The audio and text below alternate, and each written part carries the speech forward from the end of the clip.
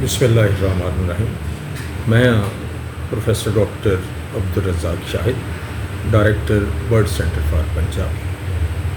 ਕਹਿਣ ਨੂੰ ਦੁਨੀਆ ਭਰ ਵਿੱਚ 15 ਕਰੋੜ ਤੋਂ ਵੱਧ ਲੋਕੀ ਪੰਜਾਬੀ ਬੋਲਦੇ ਨੇ, ਪਰ ਕਿੱਡੀ ਹੀਣੀ ਗੱਲ ਹੈ ਕਿ ਇੰਨੀ ਵੱਡੀ ਪੱਧਰ 'ਤੇ ਬੋਲੀ ਜਾਣ ਵਾਲੀ ਦੁਨੀਆ ਦੀ ਵੱਡੀ ਜ਼ੁਬਾਨ ਦਾ ਆਪਣੇ ਘਰ ਵਿੱਚ ਇੰਨਾ ਭੈੜਾ ਅਤੇ ਮੰਦਾ ਹਾਲ ਹੈ, ਜਿੱਥੇ ਪੰਜਾਬੀ ਵੀ ਪੰਜਾਬੀ ਬੋਲਦਿਆਂ ਸੰਗਦੇ ਨੇ। ਅਜਿਹੇ ਮੰਦੇ ਹਾਲਾਂ ਵਿੱਚ ਪੰਜਾਬੀ ਸਹਾਵਤ ਦਾ ਦੀਵਾ ਬਾਲੀ ਰੱਖਣਾ ਅਤੇ ਉਹ ਵੀ ਮੁਸਲਸਲ 35 ਵਰ੍ਹਿਆਂ ਤੋਂ ਕੋਈ ਨਿੱਕਾ ਕੰਮ ਨਹੀਂ। ਮੇਰੀ ਮੁਰਾਦ ਭੁਲੇਖਾ ਅਖਬਾਰ ਤੋਂ ਹੈ, ਜਿਨੇ ਆਪਣੇ ਪੰਜਾਬੀ ਸਹਾਫਤੀ ਸਫ਼ਰ ਦੇ 35 ਵਰ੍ਹੇ ਮੁਕੰਮਲ ਕਰ ਲਏ ਨੇ।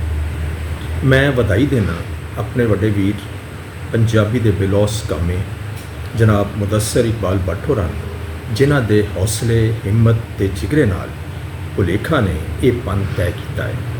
ਇਹ ਹੀ ਨਹੀਂ, ਸਗੋਂ ਭੁਲੇਖਾ ਟੀਵੀ ਅਤੇ ਪੰਜਾਬੀ ਮੀਡੀਆ ਹਾਊਸ ਦੇ ਦੂਜੇ ਆਰਗਨਜ਼ ਰਾਹੀਂ ਉਹ ਪੰਜਾਬੀ ਜ਼ੁਬਾਨ, ਅਦਬ ਅਤੇ ਰਹਿਤਲ ਦੀ ਜਿਹੜੀ ਅਣਮੁੱਲੀ ਸੇਵਾ ਕਰ ਰਹੇ ਨੇ, ਉਹਦੇ ਲਈ ਅਸੀਂ ਉਹਨਾਂ ਨੂੰ ਰਜਵੀਂ ਮੁਬਾਰਕਬਾਦ ਦਿੰਦੇ ਹਾਂ। ਅਜਿਹੇ ਹਾਲਾਤ ਵਿੱਚ ਜਿੱਥੇ ਪੰਜਾਬੀ ਰਿਸਾਲਾ ਜਾਂ ਅਖਬਾਰ ਕੱਢਣਾ ਘਾਟੇ ਦਾ ਸੌਦਾ ਹੋਵੇ, ਪੰਜਾਬੀ ਅਖਬਾਰਾਂ ਨੂੰ ਸਰਕਾਰੀ ਇਸ਼ਤਿਹਾਰ 'ਤੇ ਕੀ, ਉਹਦੇ ਨਾਲ ਮਤਰਿਆਂ ਵਾਲਾ ਸਲੂਕ ਅਤੇ ਉੱਤੋਂ ਨਿੱਤ ਵੰਨ-ਸਵੰਨੀਆਂ ਰੋਕਾਂ ਟੋਕਾਂ ਦੇ ਬਾਵਜੂਦ 35 ਵਰ੍ਹੇ ਮੁਕੰਮਲ ਕਰਨਾ ਅਤੇ ਫਿਰ ਇਸ ਸਫ਼ਰ ਨੂੰ ਅਜ਼ਮ ਅਤੇ ਹੌਸਲੇ ਨਾਲ ਜਾਰੀ ਰੱਖਣਾ ਹਾਰੀ ਸਾਰੀ ਦਾ ਕੰਮ ਨਹੀਂ। ਮੁਦੱਸਰ ਇਕਬਾਲ ਭੱਟ ਅਤੇ ਉਹਨਾਂ ਨਾਲ ਜੁੜੇ ਸਾਰੇ ਪੰਜਾਬੀ ਦੇ ਖਿਦਮਤਕਾਰ ਮੁਬਾਰਕਬਾਦ ਦੇ ਮੁਸਤਹਿਕ ਨੇ।